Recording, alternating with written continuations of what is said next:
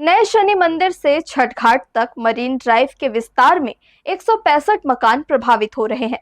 इनमें से 78 मकान पूर्ण रूप से प्रभावित हो रहे हैं, तो बाकी आंशिक रूप से निर्माण के आड़े आ रहे हैं। लिहाजा नगर निगम द्वारा प्रस्तावित स्थल पर तोड़फोड़ की कार्रवाई किए जाने के साथ ही प्रभावितों को पुनर्वास का लाभ भी दिया जा रहा है, जिसमें अब तक 122 परिवारों को पीएम आवास की 3 कॉलोनियों में न सिर्फ शिफ्ट किया जा चुका है, बल्कि उनके खाने पीने के साथ ही अन्य सुविधाओं का ध्यान भी रखा जा रहा है। जूट मिल क्षेत्र में मरीन ड्राइव निर्माण का मार्ग नगर निगम ने प्रशस्त कर लिया है। केलो तट पर अवैध निर्माण कर रहने वाले लगभग सभी लोगों को हटाया जा चुका है। कुछ मकान अब भी वहां बचे हुए हैं, जिन्हें आने वाले समय में हटा दिया जाएगा। इस तरह से बारिश का दौर थमने के बाद मरीन ड्राइव के निर्माण का काम यहां प्रारंभ कर दिया जाएगा।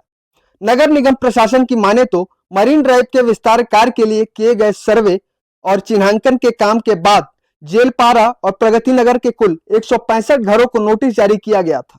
इनमें 78 मकान तो पूरी तरह से निर्माण कार्य के आड़े आ रहे थे, जबकि बाकी मकान आंशिक रूप से प्रभावित हो रहे थे। ऐसे में नगर निगम प्रशासन द्वारा विधिवत कार्रवाई करते हुए पिछले दिन अवैध निर्माण हटाने की कार्रवाई शुरू की गई और मकान में तोड़फोड़ की गई। क्योंकि यहाँ बसे सभी लोग गरीब तबके से हैं, लिहाजा रायगढ़ विधायक और वित्त मंत्री की पहल पर सभी के लिए तत्काल पुनर्वास की व्यवस्था भी की गई और मकान टूटने के बाद उन्हें पीएम आवास आवंटन भी निःशुल्क किया गया। अब तक की हुई तोड़फोड़ की कार्रवाई के बाद इस क्षेत्र में 122 परिवारों को मां विहार कॉलोनी, कृष्णा विहार और मेडिकल कॉलेज रोड स्थित पीएम आवास में शिफ्ट किया जा चुका है, जहां उन्हें खाने पीने के साथ ही सभी सुविधाओं का ख्याल रखा जा रहा है।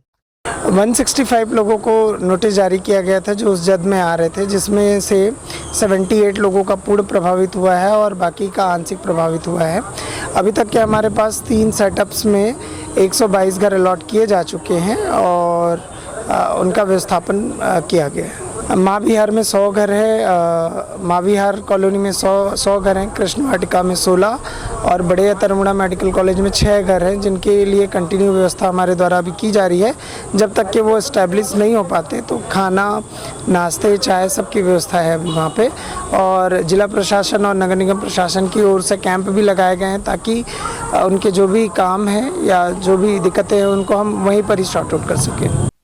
जेलपारा और प्रगति नगर से प्रभावित हुए 100 परिवारों को मां विहार कॉलोनी में मकान दिए गए, जबकि 16 परिवार को कृष्ण वाटिका और 6 परिवारों को मेडिकल कॉलेज रोड में पीएम आवास में मकान आवंटित किया जा चुका है।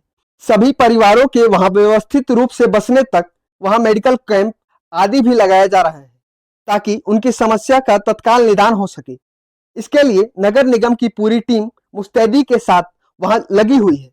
खुद नगर निगम आयुक्त भी सभी कॉलोनियों में जाकर व्यवस्था का जायजा ले रहे हैं। हर्ष न्यूज के लिए प्रमोद यादव की रिपोर्ट।